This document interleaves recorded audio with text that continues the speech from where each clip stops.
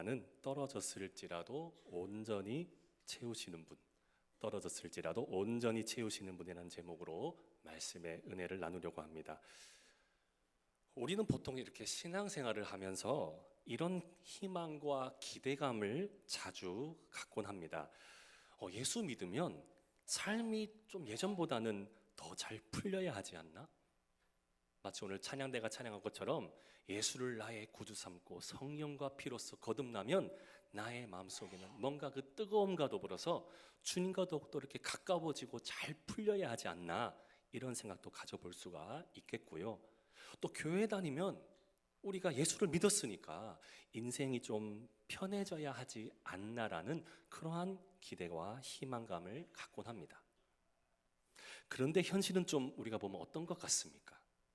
막상 예수님을 잘 믿고 열심히 기도를 해도 인생 가운데는 여전히 우리가 생각하는 그 기대치라는 게 있는데, 그 기대치보다는 한없이 생각만큼은 모자란다라고 느껴지는 순간이 끊임없이 찾아오는 건 아닌지 모르겠습니다.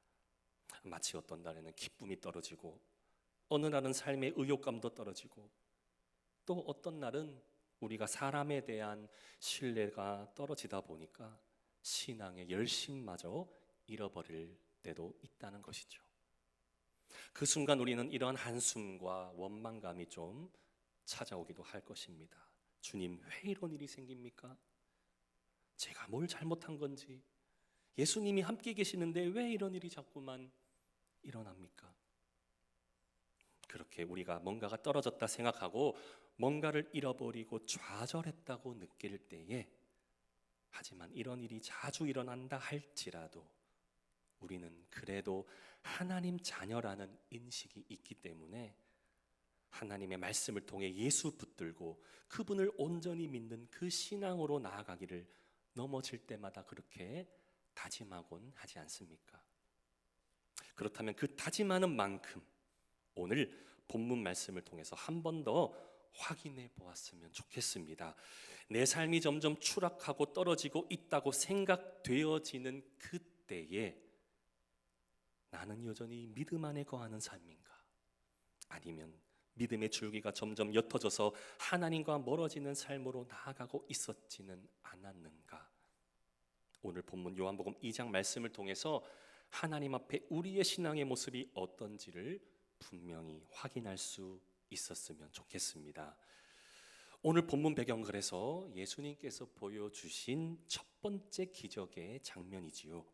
지금 이곳은 화려한 성정도 아니고 회당도 아니라 갈릴리의 가나의 어떤 한 혼인 잔치집에서 일어나고 있었던 일이었습니다. 성도님들, 잔치는 어떤 분위기여야 합니까? 잔치하면 여러분들 어떻게 떠올려지십니까? 기쁨과 즐거움이 가득한 자리가 되어야 하지 않겠습니까? 당시 유대 사회에서 이루어진 혼인 잔치의 이 행사는 우리나라 같으면 대개는 하루 꼬박 그냥 피로연이라든지 대략 아는 지인들끼리 모여서 식사 자리를 갖는 정도로 생각해 보면 되겠지만, 유대 사회에서 이루어지는 이 잔치집 행사는 판이 좀 컸다고 보시면 이해가 빠르실 텐데, 이 잔치가 열려지게 되면 마을 사람들은 다 같이 모여서 하루 이틀이 아니라 몇 날 며칠씩, 보통은 일주일 이상 이어지는 큰 행사였다고 전해지면서 특별히 이 잔치에서만큼은 반드시 빼놓을 수 없었던 것, 바로 잔치의 흥을 돋구어 줄 것들은 다양한 그 맛있는 음식과 또 빠질 수 없었던 게 뭐였을 것 같습니까? 네, 포도주였다는 사실입니다. 그런데 오늘따라 앞불싸, 이게 웬일인지 잔치집에 지금 비상이 걸린 거예요. 뭔 일인고 하니 잔치집에서만큼은 결코 빠져서는 안 될 포도주가, 그 포도주가 지금 바닥 나버렸습니다. 이 일을 본 많은 사람들이 얼마나 당황스럽겠습니까? 특히나 이 모습을 지금 지켜보고 있었던 예수님 어머니조차도 말하기를, 본문 3절에 포도주가 떨어진지라 예수의 어머니가 예수에게 이르되 저들에게 포도주가 없다 하니. 포도주가 떨어진지라. 잔치집엔 지금 기쁨과 웃음만이 한창 즐겁게 무르익어 가고 있었을 그때에 지금 이 포도주 하나로 인해서 잔치집 분위기는 갑작스러운 당황스러움과 또 불안감만이 엄습하고 말았던 거예요. 여기 그래서 지금 포도주가 떨어졌다는 것은요, 지금 포도주가 떨어졌다는 의미는 뭐 우리가 보기에 뭐 그럴 수도 있죠, 뭐 다른 걸로 얼른 대처해 주세요 라는 그런 상황으로 그리 가볍게만 볼 수는 없었던 시대였습니다. 왜냐? 유대 사회에서 만약 지금처럼 이런 일이 일어나잖아요. 잔치집 주인에게는 체면이 구겨지는 일과 동시에 이 혼인잔치는 특히 신랑 측에서 주관하여서 이루어졌기 때문에 가문의 영광이 걸렸던 아주 중요한 문제로 봤기 때문이에요. 우리가 보기엔 뭐 그럴 수도 있지라는 생각이 이 유대 사회에서의 이 잔치는 굉장히 실수가 일어나서는 안 될 그런 잔치였다는 거예요. 거기다가 포도주는 단순히 사람들로 하여금 우리가 보기에는 음료처럼 보이겠지만 이 포도주가 음료 이상의 가치를 지니고 있었다고 합니다. 그래서 포도주에 담긴 뜻이 담겨 있는 게 뭐냐? 기쁨, 하나님의 복, 그리고 풍요를 상징하는 아주 중요한 역할을 하고 있었다는 것을 보아서 어쨌든 이 포도주의 상징은 축복과 기쁨이 담긴, 그러니 포도주가 풍성했다는 의미는 하나님이 함께 하신다는 그 유대 사회의 아주 깊은 전통이 담긴 뜻이기도 했다는 거예요. 그러니 오늘처럼 지금 포도주가 떨어졌다고 해보십시오. 엄청 이 유대 사회 안에 축복과 풍요가 바닥났다라는 의미가 부각될 수밖에 없을 심각한 상황으로 인식할 수밖에 없었다는 겁니다. 그런데 성도님들, 이 시점에서 우리는 한 가지 질문을 한번 던져볼 수도 있어요. 아니 지금 왜 하필 예수님이 계신 잔치집에 이러한 일이 일어났을까? 그리고 아니 지금 예수님 계시잖아. 예수님이 함께 계셨음에도 불구하고 왜 포도주가 떨어졌던 것이었을까? 지금까지 본 이 장면은 가만 보면 오늘날 우리 인생과 너무 닮아 있다는 생각이 들기도 합니다. 우리가 예수님을 믿는다고 하면서 열심히 교회도 다니고 기도도 정성스럽게 한다고 생각했는데 우리의 인생에는 여전히 풍성하다고 생각하는 것보다는 어떠한 경우에는 마치 부족하여 모자라고 뭔가가 떨어지는 순간이 찾아온 것처럼 그런 인생의 순간이 느껴질 때가 있다는 거예요. 그런데요, 가만 보면 단지 우리 자신이 신앙을 잘 갖추고 있다고만 해서 포도주가 떨어지지 않는 인생이 되는 것은 아니라는 것을 오늘 보여주는 겁니다. 오늘 본문 말씀에도 볼 수 있듯이 잔치집엔 분명 지금 예수님이 계셨음에도 그러나 든든하신 주님이 우리 곁에 계실지라도 우리의 삶에 마치 포도주가 떨어진 것과 같은 부족한 현실이 찾아올 수도 있다는 거예요. 좀 더 쉽게 접근하여서 오늘날도 주님이 계시는 시간과 우리의 삶에서도 문제는 얼마든지 찾아올 수 있다는 겁니다.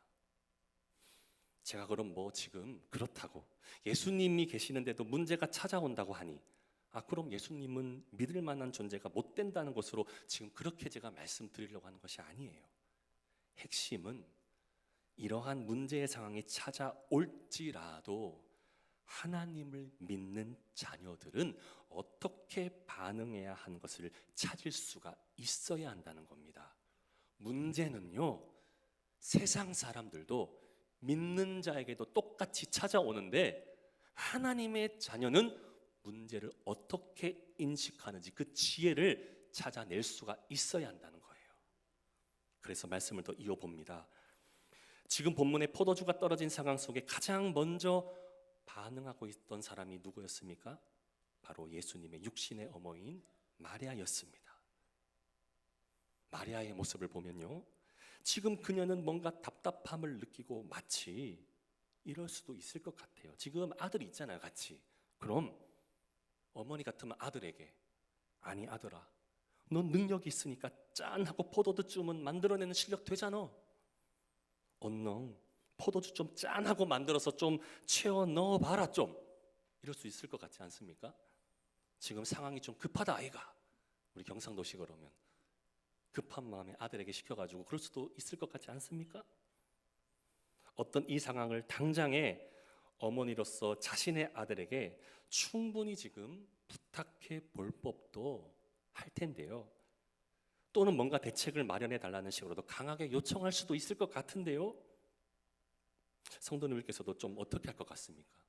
만약에 이러한 급한 상황이 찾아오면, 만약에 교회 주방에 음식이 떨어졌거나 재료가 떨어지면 우리 주방에 일하시는 우리 권사님들, 집사님들 어떻게 어떤 반응을 먼저 볼 것 같습니까? 우리 같았으면 급한 마음에 빨리 좀 우위에 보이소, 뭐 하는 겨? 이런 식으로 충분히 말할 수 있지 않겠습니까? 그런데 마리아는 어떻게 하는지를 보시기 바랍니다. 단지 그녀는 지금 일어난 상황에 대해서만 예수님께 알려요. 저들에게 포도주가 없다고 하니, 저들에게 포도주가 없다고 하니. 성도님께서는 이 장면을 보면 어떤 생각이 드십니까? 그냥 조심스럽게 아들에게 부탁 정도 한번 해보는 것 같습니까? 사실 이 짧은 말 속에는 마리아 안에 믿음이 담겨 있다는 것을 알아야 합니다. 무슨 말이냐? 이 문제를 예수님께 가져가면 된다. 또한 저는 이렇게 생각합니다. 이 문제를 예수님께 가져가야 된다. 이 판단 하나가 바로 오늘 이 가나의 혼인잔치에 주님이 일하실 수 있는 통로가 될 수 있었던 것은 아니었는가. 사랑하는 성도님들, 그렇기에 신앙은 여기서부터 시작됩니다. 크고 작은 여러 문제가 생겼을 때에 그 문제를 놓고 우린 누구와 그 문제를 시작하고 있습니까? 혹여나 우린 그 시작부터를 사람에게 말합니까? 환경을 원망합니까? 아니면 주님께 가져갑니까? 분명한 것, 본문의 마리아는 문제를 예수님 앞으로 가져왔습니다. 사실 뻔한 답일 수도 있습니다. 뭐 예수님께 당연히 문제 가져가지, 내가 왜 그렇게 안 하고 살겠어? 그래도 그렇지. 그런데 우리의 생각 가운데는 나도 어찌 될지 모르니까 내 마음대로 살 길은 좀 모색해봐야 하는 거 아닌가? 솔직히 대부분의 사람들은 앞서서 말씀드린 예수님께 가져간다라는 그 마음까지는 거의 다 이렇게 마음적으로, 속으로는 잘 갖고 오는 것 같습니다. 그러나 불안한 마음이 있기에 예수님께서 뭔가를 맡긴다고 하기에는 우리 현실 속을 돌아보자니 답답하다고 느끼고서는 얼마나 우리 식대로의 경험과 지식을 찾아서 아둥바둥하는 경우가 많았었습니까? 그런데 오늘 본문의 흐름을 보면서 좀 더 우리는 주님의 시간표를 잘 이해할 필요가 느낍니다. 예수님께서 이렇게 대답하셔요. 그래서 본문 4절에 예수께서 이르시되 여자여 나와 무슨 상관이 있나이까? 내 때가 아직 이르지 아니하였나이다. 이 말씀을 보통 많은 사람들이 예수님에 대해서 좀 오해를 하시는 것 같아요. 보통은 어머니께 좀 예의가 없네, 이런 식으로도 보는 분들이 가끔씩 있어요. 그래도 어머니가 부탁하는데. 솔직히 인간적인 마음을 가지고 이 말씀을 그냥 듣게 되면 좀 이런 감정이 먼저 찾아올 수도 있습니다. 예수님 진짜 답답하시네요. 아니 포도주 충분히 채워주실 수 있으면서 뭘 그리 답답하게 뜸을 들이신답시고 내 때가 아직 이르지 아니하였나이까? 이런 식으로 말할 수가 있냐는 것이죠. 그러나 우리는 성경을 오해할 수가 없습니다. 방금 예수님께서 답변하신 아직 내 때가 이르지 아니하였나이다라는 이 말은 지금 마리아의 요청에 거절하신 뜻이 아니에요. 예수님께서 무슨 의도로 말씀하셨냐면요, 내가 일하는 방식은 하나님의 시간에 따라 움직인다라는 뜻입니다. 주님께서 일하는 방식은 주님의 시간에 맞춰져 있습니다. 그런데 오늘날 살아가는 우리는 어떻게 주님이 일하는 방식을 오해하고 있느냐? 내가 원하는 것에 주님이 좀 맞춰주셔야 한다고 생각해요. 그것을 오해하고 있어요. 그러나 성경 말씀이 왜 지금까지 변하지 않고 신실하고 진리가 될 수 있느냐? 하나님의 시간표에 하나님의 뜻으로만 온전히 움직이는 역사가 되기 때문인 줄 믿으시기를 바랍니다. 성경 말씀은 우리한테 맞추는 것이 아니라 하나님의 말씀에 우리가 순종하며 맞출 때에 그것이 기적이 되는 거예요. 우리가 그래서 성경 말씀을 오해해서는 안 된다는 겁니다. 사랑하는 성도님들, 우리는 하나님의 스케줄을 얼마나 잘 이해하고 신앙생활을 하고 있습니까? 보통은 내가 바라고 원하는 것에 하나님이 좀 맞춰주십시오라고 결제서도 들고 나아가는 모습은 아니었는지가 모르겠습니다. 예수님께서 과거 겟세마네 동산에 그 십자가에 달려 돌아가시 전에 기도하러 가셨지 않았습니까? 그냥 단지 중요한 일을 앞두고 개인적인 마음을 애써 잘 한번 다스려 보려고 그렇게 겟세마네 동산에 오르셨습니까? 아니었습니다. 말씀 한 구절 보시면 왜 예수님께서 기도하러 가셨는지를 우리가 확인하게 되죠. 마태복음 26장 39절. 우리 한번 이 말씀 읽어보겠습니다. 조금 나아가사 얼굴을 땅에 대시고 엎드려 기도하여 이르시되 내 아버지여 만일 할만하시거든 이 잔을 내게서 지나가게 하옵소서. 그러나 나의 원대로 마시옵고 아버지의 원대로 하옵소서 하시고. 예수님께서 왜 이렇게 기도하셨을까요? 바로 하나님의 뜻과 그분의 스케줄에 맞추시기 위함이었습니다. 기도는요 우리가 하나님한테 맞추겠다는 결단이에요. 만약 이 뜻을 거부하고 예수님이 능력 있으시다고 하면서 자신의 뜻으로 갔다면 오늘날 우리의 인생은 다 어찌 되었을까요? 이분의 공로가 없이는 우리는 하나님과의 관계를 회복할 수 없는 영원한 지옥과 같은 삶으로 나아가지 않았겠습니까? 바로 뭡니까?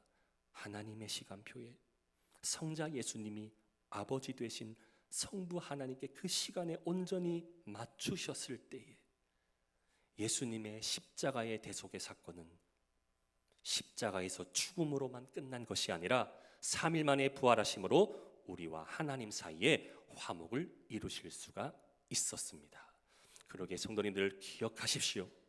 하나님의 시간표와 그분의 뜻에 맞추는 삶, 그것이 바로 하나님의 선하신 뜻의 응답을 경험할 수 있음을 기억하시기를 주님의 이름으로 축원합니다. 그러니 마리아는요, 지금 예수님께서 하시는 말씀, 여자여 나와 무슨 상관이 있나이까? 내 때가 아직 이르지 아니하였나이다 라고 들었을 때에 이 말씀을 믿음으로 들었기 때문에 그녀는 실망하지 않았던 것입니다. 오히려 마리아의 행동을 더 지켜보실까요? 본문 5절에 그래서 믿음 있는 자는 이런 고백을 할 수 있고 이런 말을 할 수가 있다는 거죠. 그의 어머니가 하인들에게 이르되 너희에게 무슨 말씀을 하시든지 그대로 하라 하니라. 성도님들, 지금 이 장면의 흐름은 우리에게 무엇을 지도하고 싶은 것일까요? 따라서 참된 믿음은요, 무슨 일이 일어날까를 기대하는 것만이 아니라 무슨 말씀을 하시든지 따르겠다라는 태도인 줄을 믿으시기를 바랍니다. 왜요? 하나님의 자녀의 삶은 하나님이 자신의 희망과 바람에 따라 움직여달라고 우리가 우리 식대로의 때를 쓰는 삶이 되는 것이 아니라 하나님의 뜻에 맞추어 그분과 함께 동행하며 살아가야 하기 때문입니다. 그래서 마리아는 하인들에게 이렇게 말씀하는 거예요. 주께서 무슨 말씀을 하시든지 그대로 하라. 사랑하는 성도님들, 우리는 그래서 다음 세대 자녀들에게도 이러한 마리아의 고백과 행동을, 이 신앙을 전수해야 될 부분이 아닐까라는 생각이 듭니다. 오늘날 많은 젊은 세대가 어디를 따르고 자신들의 삶의 방향과 포지션을 잃었을 때에 어디로 보통 그들이 향하고 있습니까?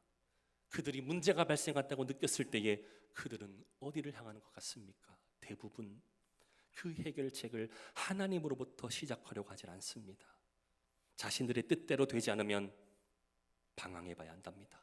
보통 이런 제스처를 많이 취하잖아요. 나 건들지 마, 내버려둬. 이런 식으로 보통 일관하는 자녀들이 많아지지 않았습니까? 그렇기 때문이라도 우리가 다음 세대들에게 가르치고 전수해야 할 것, 오늘 요한복음 2장의 말씀이 우리에게 이렇게 다시 초청장을 내밀고 있습니다. 포도주가 떨어졌다라고 느꼈을 때에 다른 데 가지 말고 주께서 무슨 말씀을 하시든지 그대로 하라. 오늘 사랑하는 봉독회 모든 성도님들과 다음 세대들 어렵다고 느끼고 포기하고 싶다고 느껴질 때에 단지 당장에 포도주를 담글 방법, 내 생각, 내 관점보다도 주께서 하시는 말씀에 온전히 나오는 그 믿음이 주께서 가장 선하신 뜻으로 역사하신다는 것을 기억할 수 있기를 주님의 이름으로 축복합니다. 이어서 예수님께서 그래서 이제 예수님의 작업이 이루어집니다. 하인들에게 이렇게 말씀하셔요. 본문 7절에 예수께서 그들에게 이르시되 항아리에 물을 채우라 하신즉 아귀까지 채우니. 지금 이곳에는 6개의 돌 항아리가 있었다라고 말합니다. 무슨 항아리였냐면 보통 이제 유대인들이 어떤 음식을 먹을 때 손을 씻고 보통 이렇게 음식을 먹거나 했었던 그런 전통이 있었는데 그 정결 예식을 위한 항아리였습니다. 당시 유대 사회 정결 예식법에 의하면 한 항아리에 보통 물 2-3통 정도가 들어갈 수 있는 그 많은 양의 물이었다고 합니다. 여기서 그래서 가리키는 통이라는 것은 당시 고대 그리스의 액체 단위로 한번 이렇게 따져보면 한 통에 약 39리터 정도로 계산해 볼 수가 있다라고 말해요. 그럼 한 항아리에 2통 정도라면 얼마겠습니까? 78에서 내지 80리터 정도를 담글 수가 있겠죠. 자, 거기서 이제 6통을 꽉 채우면 얼마가 나옵니까? 길게는 500리터 정도 상당의 양이 되었을 것입니다. 보통 한 사람이 평균적으로 최대 하루에 물을 보통 2리터 정도 마신다라고 볼 수 있거든요. 그러니 480리터에서 500리터 정도 사이에 이 정도 양이면 당시 잔치집에 있었던 사람 수십 명이 먹고 마실 수 있는 분량이 된다라고 보시면 대략 이해가 되실 겁니다. 그런데 또 잘 생각해 보면 오늘 말씀을 보면 좀 이상해요. 여기서 지금 문제가 되었던 것은 지금 뭐가 바닥난 거예요? 포도주가 바닥난 것이 아니겠습니까? 그런데 예수님은 포도주를 가져오라 하지 않으시고 단지 항아리에 물을 채우라고 말씀하셔요. 아니 상식적으로 우리 생각에 지금 당장에는 포도주를 만들어야 하는데 그렇기 때문에 해결책은 당연히 쉽게는 포도 몇 그램 좀 가져와 봐라. 아니면 이 포도 몇 그램을 즙을 내서 좀 빨리빨리 내어와라. 이런 고민을 하는 것이 보통 상식적이지 않겠습니까? 성도님들, 그런데 하나님의 방식은 늘 그렇습니다. 이사야서 55장 8절 한번 읽어보시겠습니까? 이사야서 55장 8절 한번 읽어봅시다. 이는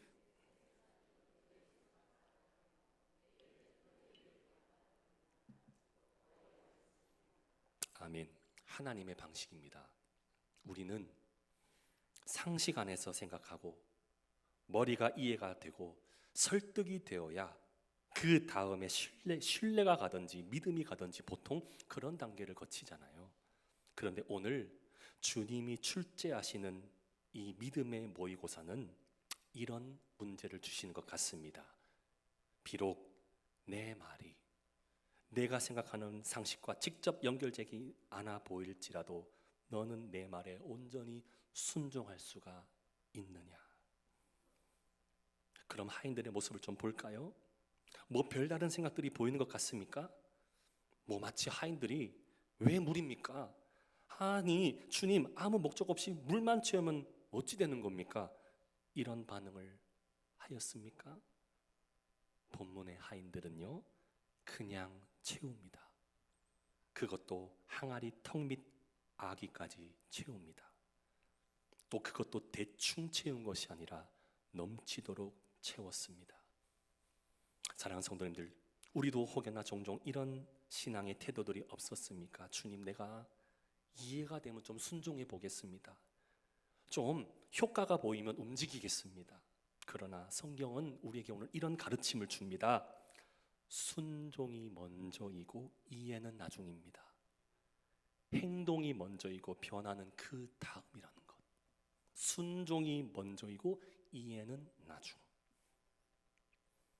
그런데 성도님들, 만약 오늘 성경 말씀 그냥 뻔한 말씀으로 보면요, 그냥 우리는 성경을 단지 이해한 것, 아 그렇구나, 아 알지, 믿음, 순종, 이 정도까지는 머리로 이해하실 거예요.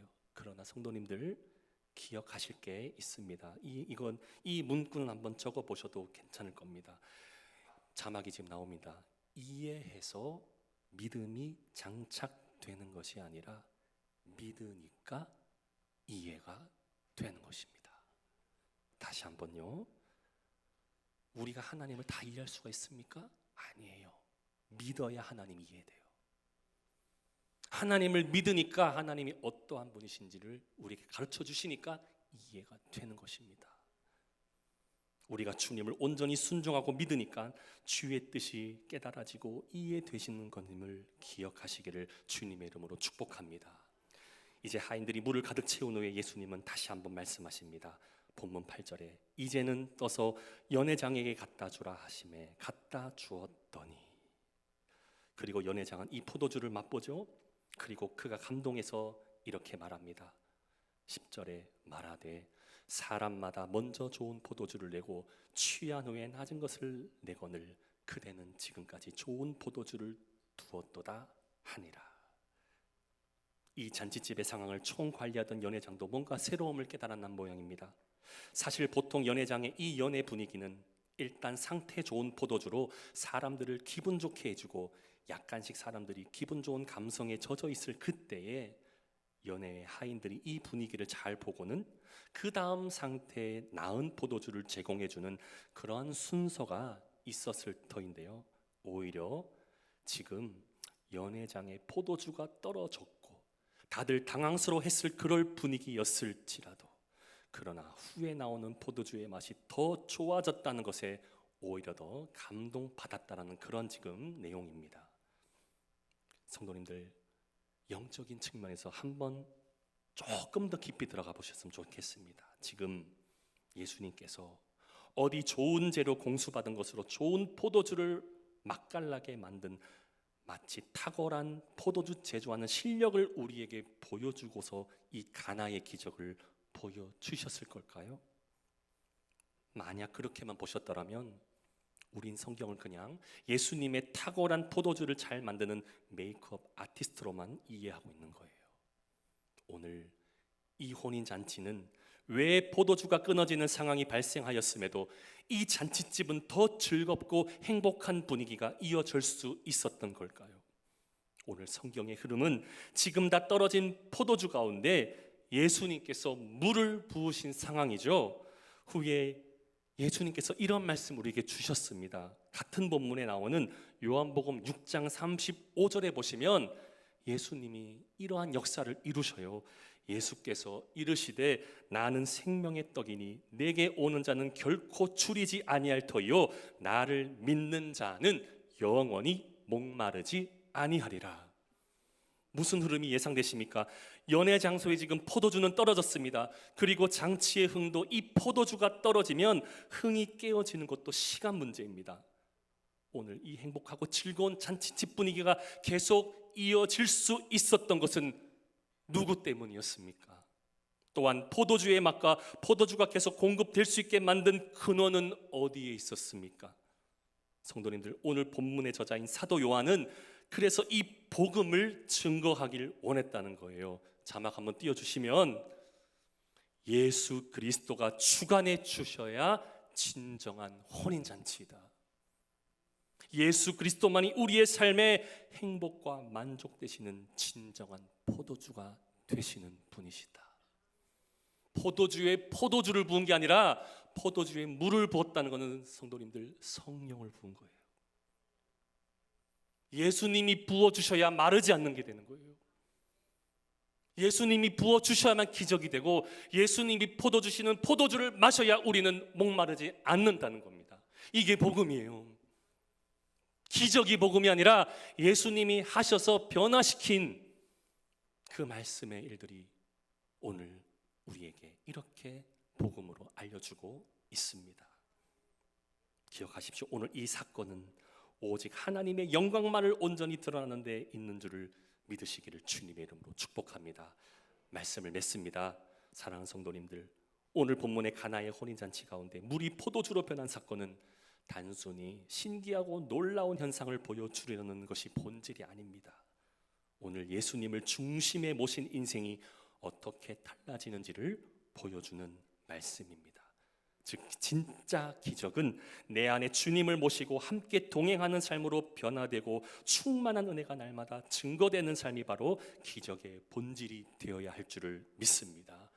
오늘도 우리의 모자람을 주님께 맡기며 이해되지 않아도 말씀 앞에 순종함으로 우리 삶의 물 같은 자리들이 기쁨의 포도주로 변하는 은혜를 날마다 경험하는 우리 봉독의 모든 가족들이 되시기를 우리 주 예수 그리스도의 이름으로 간절히 축원합니다. 기도하겠습니다. 아버지 하나님,